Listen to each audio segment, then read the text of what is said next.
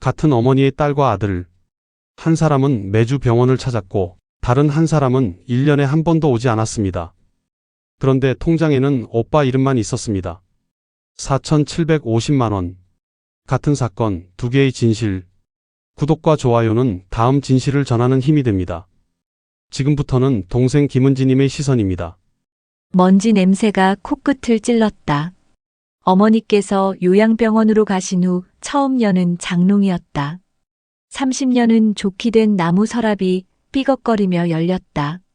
나는 무릎을 꿇고 앉아 낡은 이불과 옷가지를 꺼냈다. 손에 닿는 옷감마다 장롱 특유의 눅눅한 냄새가 배어 있었다. 집을 정리해야 한다는 생각뿐이었다. 요양병원 월 비용이 280만 원. 이 집을 팔아야 그나마 1년은 버틸 수 있었다. 서랍 맨 안쪽에서 헝겊 보자기가 만져졌다. 묵직했다. 펼쳐보니 통장 3개가 나왔다. 초록색 표지의 낡은 통장들이었다. 어머니 명예, 그리고 오빠 명예. 나는 그 순간 숨이 멎었다. 오빠 이름이 적힌 통장. 김영호. 잔액 4,750만 원. 나는 떨리는 손으로 다른 통장을 열었다. 어머니 명의 2개는 합쳐서 180만 원. 고개가 저절로 숙여졌다. 가슴 속에서 무언가 뜨겁게 치솟았다. 웃음이 났다. 허탈한 웃음이. 역시 그랬구나. 나는 통장을 바닥에 던졌다. 통장이 마룻바닥에 떨어지는 소리가 둔탁했다. 창밖으로 겨울 햇살이 차갑게 들어왔다. 먼지가 빗속에서 천천히 날았다. 나는 그 먼지를 보며 생각했다. 내 인생도 저렇게 흩어지는 거구나. 손바닥에 땀이 맺혔다. 등이 차가웠다. 나는 통장을 다시 집어들었다. 오빠 이름을 손가락으로 천천히 따라갔다. 김영호. 내 성도 김씨인데 내 이름은 어디에도 없었다. 어릴 때부터 그랬다. 오빠에게는 학원비, 나에게는 참으라는 말씀. 오빠에게는 대학 등록금, 나에게는 취업하라는 독촉. 22살 나는 공장에 취직했다. 봉제 공장이었다. 하루 11시간씩 재봉틀 앞에 앉아 있었다. 손가락에 굳은 살이 박혔다. 어머니께서는 그날 밤 내 손을 잡으시며 말씀하셨다. 은지야, 내가 동생이라서 그래 조금만 참아라. 내 오빠 대학만 졸업하면. 나는 고개를 끄덕였다. 당시엔 그게 당연한 줄 알았다. 오빠는 대학을 졸업했지만 취업하지 못했다. 1년, 2년, 3년이 흘렀다. 어머니께서는 여전히 오빠에게 용돈을 주셨다. 매달 50만 원씩. 나는 매달 50만 원씩 생활비를 드렸다. 결혼 후에도, 아이를 낳은 후에도. 어머니께서는 한 번도 고맙다고 하지 않으셨다. 당연하다는 듯 받으셨다. 나는 그게 효도인 줄 알았다. 오빠는 45이 넘어 결혼했고 지금은 부산에 산다. 1년에 한 번 올까 말까? 명절에도 안 온다. 바쁘다고, 애들이 어리다고. 나는 매주 토요일마다 요양병원을 찾는다. 어머니께서는 이제 나를 알아보지 못하신다. 그래도 간다. 손을 잡아드린다. 손톱을 깎아드린다. 머리를 빗겨드린다. 나는 바닥에 널린 통장을 보며 생각했다. 내가 바보였구나. 50년을 착각하며 산 바보. 딸이 아니라 일꾼이었구나. 목구멍이 메었다. 울고 싶었지만 눈물이 나오지 않았다. 그냥 허전했다. 휴대폰을 들었다. 오빠에게 전화를 걸었다. 3번의 신호음 끝에 목소리가 들렸다. 왜? 퉁명스러웠다. 나는 침을 삼켰다. 오빠, 나 은지야. 어머니 집 정리하다가 통장 찾았어. 오빠 이름으로 된 거. 잔액 4,750만 원. 한참 후에 오빠가 말했다. 그거 엄마가 준 거야. 나 몰랐어. 나는 웃음이 났다. 몰랐어? 통장을 오빠 이름으로 만드는데 도장을 안 찍었을까? 오빠의 목소리가 높아졌다. 야, 은지야, 엄마가 알아서 한 거라니까 나한테 왜 그래? 나는 천천히 말했다. 어머니 요양병원비 280만 원. 매달 내가 내고 있어. 오빠가 절반이라도 내줄 수 있어? 오빠는 한숨을 쉬었다. 나도 애들 키우느라 힘들어. 너도 알잖아. 대출도 있고 학원비도 만만치 않아. 나는 참았던 말을 꺼냈다.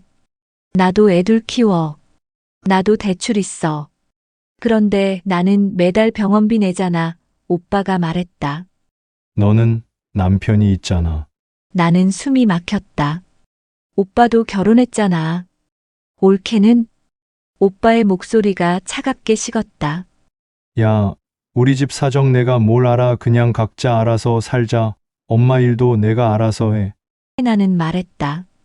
그 통장, 어머니 병원비로 쓸 거야. 오빠가 소리쳤다. 그거 내 거야. 엄마가 나 주신 거라고. 나는 전화를 끊었다. 손이 떨렸다. 분노가 아니었다. 허무함이었다. 오빠라는 존재가 낯설었다. 같은 배에서 나온 사람이 맞나 싶었다. 통장 사이에서 편지지 한 장이 나왔다. 어머니의 손글씨였다. 삐뚤삐뚤하지만 또박또박 적혀 있었다. 영호야, 이 돈은 내가 힘들 때 쓰라고 엄마가 모은 거다. 내 동생한테는 미안하지만 넌 아들이니까 엄마가 없어도 잘 살아라. 내 동생 은지는 착하니까 이해할 거다. 날짜는 2년 전. 어머니께서 치매 진단을 받기 직전이었다. 나는 편지를 구겨쥐었다. 눈물이 나올 줄 알았는데 나오지 않았다. 그저 목구멍이 메었다. 아들이니까 그 한마디가 내 50년을 설명했다. 나는 딸이었다. 딸이라서 참아야 했고, 딸이라서 양보해야 했고, 딸이라서 이해해야 했다. 은지는 착하니까 이해할 거다. 나는 착한 게 아니었다. 그냥 포기한 거였다. 나는 편지를 다시 펼쳤다. 어머니의 글씨가 흐릿하게 보였다. 손가락으로 그 글씨를 따라갔다. 차갑고 건조한 종이의 감촉. 종이가 오래되어 모서리가 누렇게 변해 있었다. 나는 중얼거렸다. 어머니, 저는요? 저는 딸이라서 아무것도 받으면 안 되나요? 대답은 없었다. 빈 방에 내 목소리만 울렸다. 문득 어릴 때 기억이 났다. 초등학교 6학년 때 나는 반에서 1등을 했다. 상장을 들고 집에 왔다. 어머니께서는 오빠에게 말씀하셨다.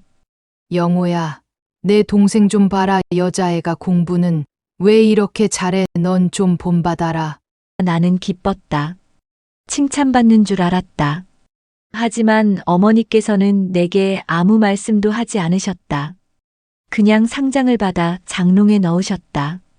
나는 그때도 이해했다. 어머니께서는 내가 잘하는 게 중요한 게 아니라 오빠가 못하는 게 문제였다. 나는 도구였다. 다음 날 나는 요양병원을 찾았다. 어머니께서는 침대에 누워 천장을 보고 계셨다. 치매가 진행되어 이제는 나를 알아보지 못하셨다. 나는 의자를 끌어앉았다. 어머니께서는 고개를 돌리셨다. 눈동자가 흐렸다. 누구세요? 나는 손을 잡았다. 주름진 손, 차가운 손. 저 은지예요. 딸.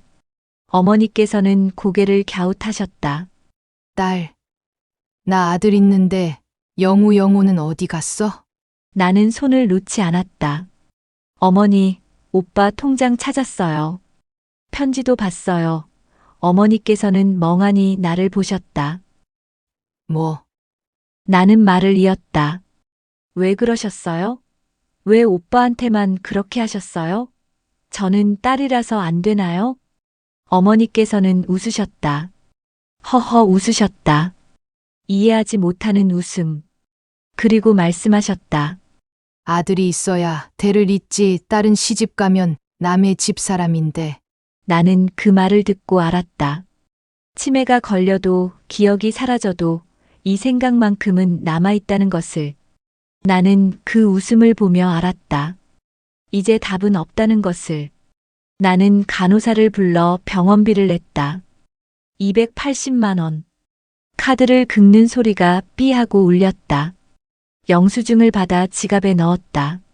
다음 달에도 그 다음 달에도 내야 한다. 오빠는 오지 않는다. 전화도 하지 않는다. 나는 어머니 곁에 다시 앉았다. 어머니께서는 이미 잠들어 계셨다. 입을 살짝 벌리고 숨을 쉬셨다. 나는 그 얼굴을 보았다. 한때는 젊었을 얼굴, 나를 낳았을 얼굴, 나를 키웠을 얼굴. 그런데 나를 사랑한 적이 있었을까? 나는 알 수 없었다. 병원을 나서는데 겨울바람이 얼굴을 쳤다. 뺨이 따가웠다. 나는 걸으며 생각했다. 어머니를 탓해야 하나? 시대를 탓해야 하나? 아니면 나 스스로를 탓해야 하나? 차에 올라타 핸들을 잡았다. 시동을 걸지 않았다. 그냥 앉아 있었다. 주차장이 한산했다. 오후 2시. 찬 햇볕이 유리창을 통해 들어왔다. 따뜻하지 않았다. 그냥 밝기만 했다. 휴대폰이 울렸다. 남편이었다. 여보, 저녁 뭐 먹을까? 나는 대답했다. 아무거나. 괜찮아? 목소리가 이상한데? 흥, 괜찮아. 저녁은 된장찌개 끓이게 전화를 끊고 창밖을 보았다. 요양병원 건물이 회색빛으로 서 있었다. 나는 중얼거렸다. 어머니, 저도 딸인데. 저도 어머니 딸인데. 목소리가 바람에 흩어졌다. 시동을 걸었다. 집으로 가야 했다. 저녁을 차려야 했다. 내일도 모레도 병원비를 내야 했다. 나는 딸이니까. 아들이 아니니까. 나는 도구니까. 운전을 하면서 신호등을 바라보았다. 빨간불. 나는 멈췄다. 옆 차선에 엄마와 딸로 보이는 사람들이 있었다. 어린 딸이 뭔가 이야기하고 엄마가 웃으며 듣고 있었다. 따뜻해 보였다. 나는 그런 기억이 없었다. 어머니와 단둘이 나간 기억. 어머니께서 내 이야기를 들어주신 기억. 전부 오빠와 함께였다. 오빠 중심이었다. 나는 그저 거기 있었을 뿐이다. 초록불이 켜졌다. 나는 다시 엑셀을 밟았다. 집에 도착하니 밤 11시였다. 현관문을 열려는데 휴대폰이 울렸다. 오빠였다. 새벽 3시. 왜 이 시간에? 받았다. 여보세요? 오빠 목소리가 떨리고 있었다. 은지지야, 나 왜? 무슨 일이야? 숨소리만 들렸다.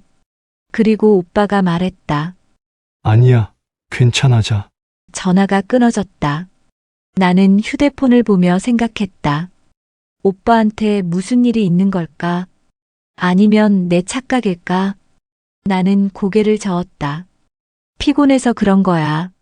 하지만 그날 밤 잠이 오지 않았다. 오빠의 떨리는 목소리가 자꾸 귓가에 맴돌았다. 사흘 후 나는 다시 어머니 집을 찾았다. 통장을 가지러 왔다. 은행에 가서 해지할 생각이었다. 그 돈으로 병원비를 내고 남은 돈은 오빠에게 반을 보내주려 했다. 그게 맞다고 생각했다. 감정으로는 용서할 수 없지만 이성으로는 오빠도 어머니의 아들이니까. 현관문을 열었다. 그런데 누군가 있었다. 오빠였다. 나는 얼어붙었다. 왜 여기 있지? 3일 전에는 소리를 질렀다. 새벽에 이상한 전화를 했다. 지금은 장롱 앞에 앉아 있다. 오빠는 고개를 들었다. 눈이 충혈되어 있었다. 밤을 샌 것 같았다. 은지야, 손에 통장을 들고 있었다. 뭔가 잘못됐다. 오빠가 이상하다. 나는 천천히 다가갔다. 오빠 언제 온 거야? 왜 여기 있어? 오빠는 대답 대신 통장을 내밀었다. 가져. 이거 내가 써. 나는 받지 않았다. 왜? 오빠가 변했다? 3일 만에? 믿을 수 없었다. 오빠, 무슨 일 있어? 3일 전에는 자기 거라고 했잖아. 오빠는 고개를 숙였다. 미안해. 내가 나쁜 놈이지. 목소리가 떨렸다. 진짜구나. 연기가 아니구나. 오빠가 울기 시작했다. 55살의 남자가 바닥에 앉아 울었다. 나는 그 모습을 보며 아무 말도 하지 못했다. 통장이 우리 사이 바닥에 놓여 있었다. 어머니께서 남기신 것. 사랑이라 포장한 것. 하지만 실은 상처였던 것. 나는 무릎을 꿇고 앉았다. 오빠 옆에. 우리는 한참을 그렇게 앉아 있었다. 아무 말도 하지 않았다. 겨울 햇살이 마룻바닥에 네모나게 그려졌다. 먼지가 그 빛 속에서 떠다녔다. 시간이 멈춘 것 같았다. 오빠가 먼저 입을 열었다. 엄마가 날 사랑한 게 아니었어. 그냥 의무였어. 아들이니까. 나도 알아. 나는 오빠를 보았다. 그래도 오빠는 받았잖아. 나는 아무것도 못 받았어. 오빠는 고개를 끄덕였다. 그래. 내가 나쁜 놈이야. 미안해. 하지만 미안하다는 말로 50년이 지워지지는 않았다. 나는 통장을 집어들었다. 무거웠다. 일주일 후 나는 그 통장을 해지했다. 4,750만 원은 어머니 요양병원 전용 통장으로 옮겼다. 오빠와 반씩 나누지 않았다. 오빠도 요구하지 않았다. 그냥 그렇게 되었다. 오빠는 부산으로 돌아갔다. 가기 전에 말했다. 매달 50만 원씩 보낼게 병원비. 나는 고개를 끄덕였다. 믿지는 않았다. 하지만 거절하지도 않았다. 토요일 나는 다시 병원을 찾았다. 어머니께서는 여전히 나를 알아보지 못하셨다. 누구세요? 나는 대답했다. 딸이에요. 어머니께서는 고개를 갸웃하셨다. 딸. 나 아들 있는데. 나는 웃었다. 슬픈 웃음이었다. 네, 아들도 있고 딸도 있어요. 나는 어머니 손을 잡았다. 손톱을 깎아드렸다. 머리를 빗겨드렸다. 침대 시트를 정리했다. 간호사가 물었다. 보호자님 커피 한 잔 드릴까요? 나는 고맙다고 했다. 따뜻한 커피를 받아들었다. 종이컵이 손에서 뜨거웠다. 나는 창밖을 보았다. 겨울나무가 앙상하게 서 있었다. 문득 깨달았다. 나는 어머니를 사랑한 적이 없었다. 어머니께서도 나를 사랑한 적이 없었다. 우리는 그냥 의무로 묶여 있었다. 어머니께서는 아들을 사랑한다고 믿으셨고 나는 효도한다고 믿었다. 하지만 그건 사랑이 아니었다. 관습이었다. 시대였다. 구조였다. 나는 커피를 마셨다. 쓰고 떨궜다. 설탕을 안 넣어서 그랬다. 나는 항상 설탕을 넣지 않았다. 왜냐하면 어릴 때 어머니께서 말씀하셨으니까. 여자애가 단 거 먹으면 살쪄 은지는 설탕 빼. 나는 지금도 습관처럼 설탕을 넣지 않는다. 50이 넘었는데도 나는 웃었다. 혼자 웃었다. 어머니께서는 잠들어 계셨다. 고요한 숨소리. 나는 그 얼굴을 보았다. 이제 원망도 사라졌다. 그냥 허전했다. 어머니라는 이름, 딸이라는 이름, 그 사이에 뭐가 있었을까? 나는 모르겠다. 그냥 이렇게 시간이 흐르고 어머니께서는 가시고 나는 남겠지. 그리고 언젠가 내 딸도 나를 보며 생각하겠지. 이게 사랑이었을까라고. 은지는 알지 못했습니다. 오빠가 새벽 3시에 왜 전화했는지, 왜 부산에서 서울까지 달려왔는지, 50년 동안 특혜를 받은 아들. 그런데 왜 그는 울고 있었을까요? 이제부터는 오빠 김영호님의 시점입니다. 초등학교 3학년 때 나는 수학을 못했다. 70점. 반에서 20등. 어머니께서는 실망하신 것 같았다. 영호야, 너는 아들이니까 공부 잘해야 해. 나는 고개를 끄덕였다. 학원에 다니기 시작했다. 수학, 영어, 과학, 일주일에 5일. 은지도 학원에 가고 싶다고 했다.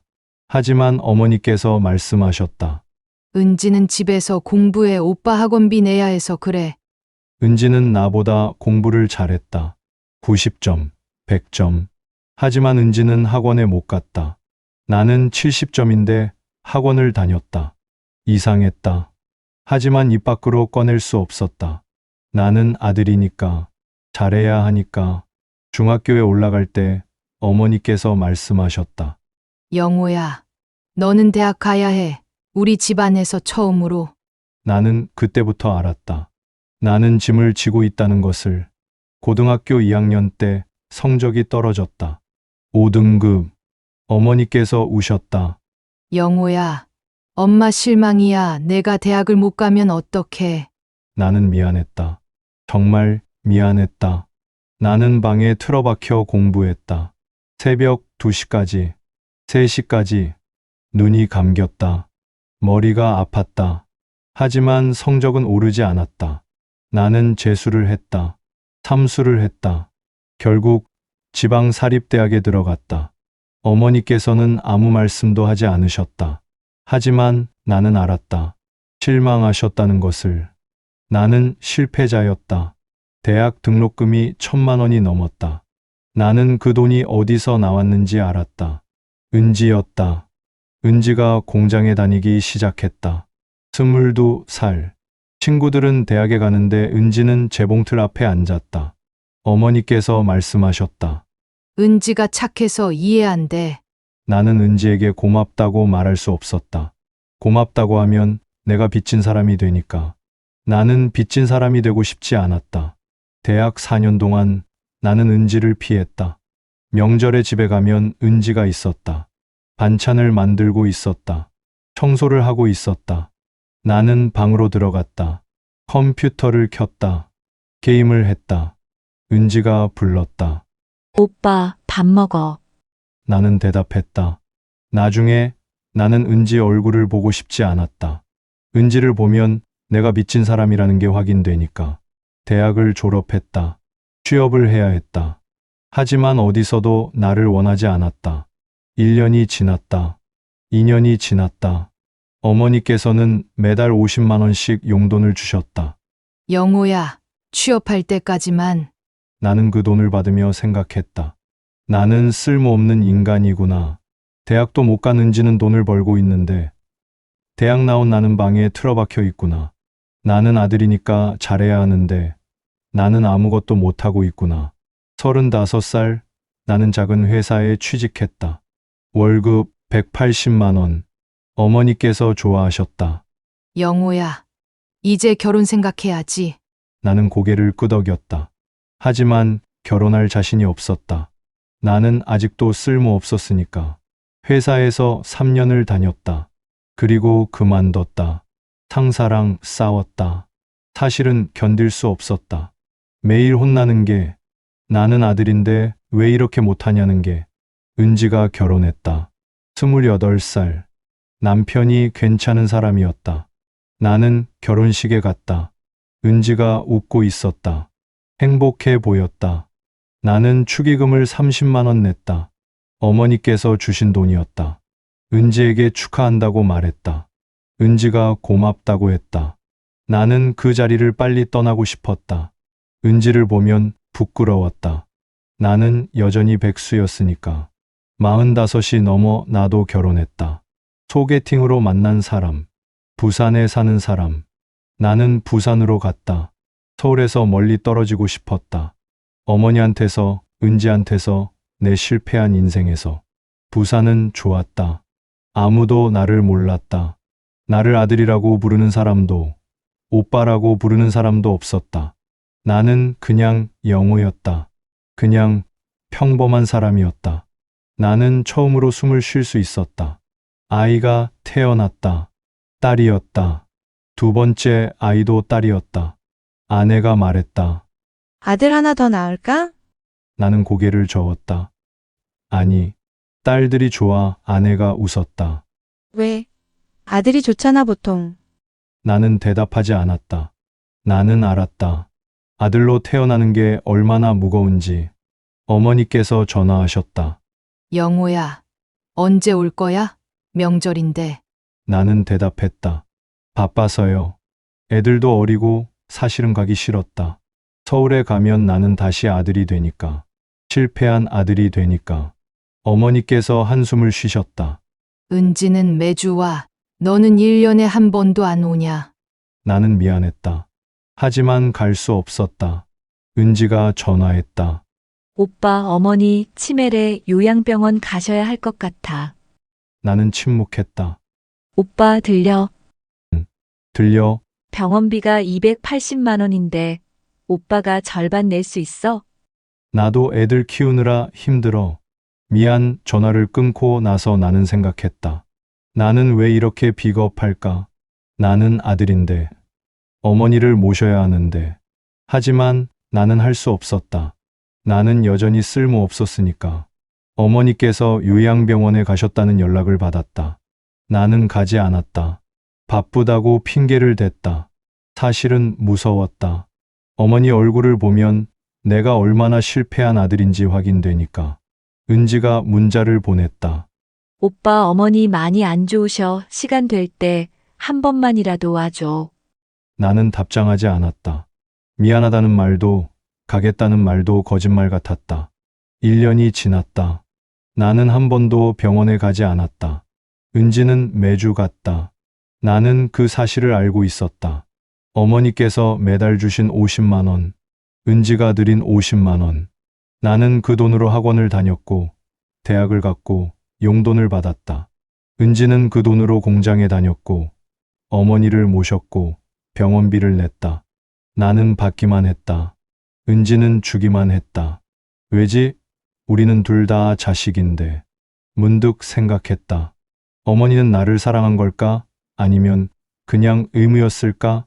아들이니까 챙겨야 한다는. 나는 그 사랑이 무거웠다. 짐이었다. 나는 잘해야 했다. 안 그러면 모두를 실망시키니까. 하지만 나는 못했다. 나는 실패자였다. 그리고 그 짐을 은지가 대신 짊어졌다. 나는 은지에게 미안했다. 하지만 그 미안함을 말로 꺼낼 수 없었다. 말로 꺼내면 진짜가 되니까. 은지한테서 전화가 왔다. 오빠 어머니 집 정리하다가 통장 찾았어. 오빠 이름으로 된 거. 잔액 4,750만 원. 나는 숨이 멎었다. 알고 있었다. 어머니께서 내 이름으로 통장을 만드신 걸. 3년 전쯤 어머니께서 전화하셨다. 영호야, 엄마가 너 명의로 통장 하나 만들었어. 도장 찍어야 하니까 서울 올라와. 나는 올라갔다. 도장을 찍었다. 물어보지 않았다. 모른 척했다. 받아야 한다고 생각했다. 나는 아들이니까. 그거 엄마가 준 거야. 나 몰랐어. 거짓말이었다. 나는 알고 있었다. 은지 목소리가 차갑게 식었다. 어머니 요양병원비 280만 원 매달 내가 내고 있어. 나도 애들 키우느라 힘들어. 그 통장 어머니 병원비로 쓸 거야. 나는 소리쳤다. 그거 내 거야. 엄마가 나 주신 거라고. 전화가 끊어졌다. 나는 소주를 마셨다. 혼자서, 거실에서 아내가 물었다. 무슨 일이야? 아니야. 괜찮아. 괜찮지 않았다. 머릿속에서 은지 목소리가 맴돌았다. 매달 내가 내고 있어. 나는 1년에 한 번도 가지 않았다. 전화도 하지 않았다. 은지는 매주 갔다. 병원비를 냈다. 손톱을 깎아드렸다. 머리를 빗겨드렸다. 나는 아들인데. 나는 뭘 한 거지? 소주 한 병을 비웠다. 취하지 않았다. 머리만 아팠다. 새벽 3시. 나는 은지에게 전화를 걸었다. 은지야, 나 왜? 무슨 일이야? 뭐라고 해야 하지? 미안하다고? 도와주겠다고? 입이 떨어지지 않았다. 아니야. 괜찮아. 자, 나는 전화를 끊었다. 비겁한 놈. 나는 창밖을 봤다. 부산 밤바다가 보였다. 나는 도망쳤다. 서울에서 어머니한테서, 은지한테서. 그런데 여기까지 쫓아왔다. 죄책감이. 결심했다. 서울로 가자. 은지를 만나자. 통장을 돌려주자. 이제 그만 도망치자. 새벽 4시 반, 술이 깨는 대로 나는 차를 몰았다. 부산에서 서울까지 4시간. 고속도로가 텅 비어 있었다. 핸들을 잡은 손이 떨렸다. 라디오를 켰다. 노래가 흘렀다. 가사가 들렸다. 미안해요. 나는 라디오를 껐다. 생각했다. 은지한테 뭐라고 말하지? 미안해. 이거 내가 써? 모든 말이 가짜 같았다. 55년을 도망친 사람이 뭐라고 말할 수 있을까? 경부고속도로. 추풍령 휴게소에 들렀다. 커피를 샀다. 손이 떨려서 뚜껑을 여는데 시간이 걸렸다. 옆 테이블에 아버지와 딸로 보이는 사람들이 있었다. 아버지가 딸에게 빵을 건넸다. 많이 먹어. 딸이 웃었다. 아빠, 고마워. 나는 그 모습을 보며 생각했다. 나는 저런 오빠였나? 은지에게 빵 한 번 사준 적 있나? 은지에게 고맙다고 말한 적 있나? 나는 아무것도 하지 않았다. 서울에 도착했다. 오전 9시. 어머니 집 앞. 10년 만에 오는 것 같았다. 현관문 앞에 섰다. 열쇠를 꺼냈다. 손이 떨렸다. 숨이 가빴다. 들어가면 뭐가 있을까? 통장, 편지, 어머니의 흔적들, 나를 아들이라고 불렀던 사람의 흔적들. 나는 문을 열었다. 장롱을 열었다. 서랍을 열었다. 보자기가 있었다. 펼쳤다. 통장 3개. 내 이름이 보였다. 김명호, 4,750만 원. 나는 그 숫자를 보며 울었다. 이게 내 인생의 값이구나. 은지의 50년이 이 통장 안에 들어있구나. 어머니의 착각이 이 숫자로 남았구나. 나는 바닥에 주저앉았다. 통장을 쥐고 울었다. 55이 되어서야 처음으로 제대로 울었다. 문이 열리는 소리가 들렸다. 은지였다. 나는 부산으로 돌아왔다. 매달 첫째 날 나는 은지에게 송금한다. 50만 원. 어머니 병원비. 처음으로 뭔가 해냈다는 기분이다. 아들로서가 아니라 오빠로서. 아내가 물었다. 요새 왜 그래? 기분이 좋아 보여. 그냥 말할 수 없었다. 55년 만에 제대로 된 사람이 되어가고 있다고. 어제 딸이 물었다. 아빠, 고모는 왜 안 와? 나는 대답했다. 고모는 할머니 돌보시느라 바빠. 아빠는 왜 안 가? 나는 대답하지 못했다. 나는 여전히 도망치고 있다. 하지만 이제는 안다.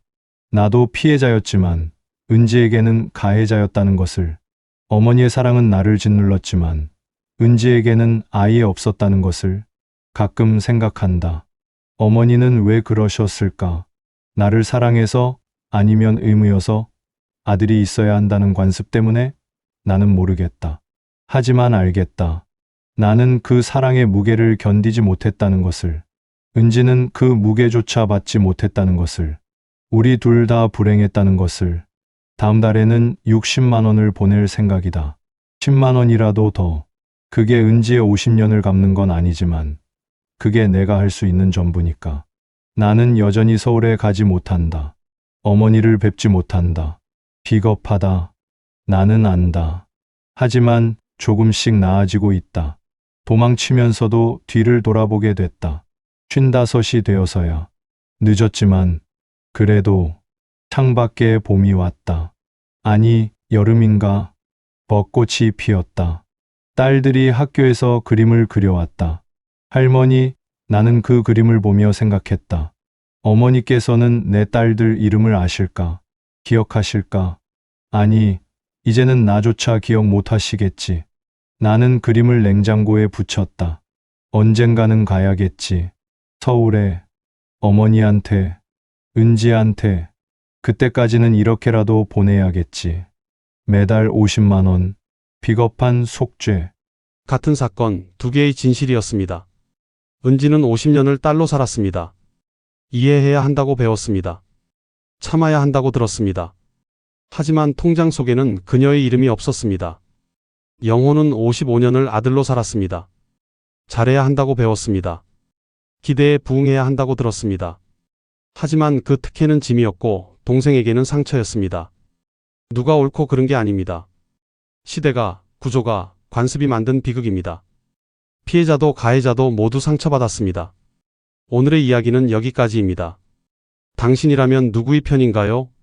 댓글로 남겨주세요. 구독과 좋아요는 다음 진실을 전하는 힘이 됩니다.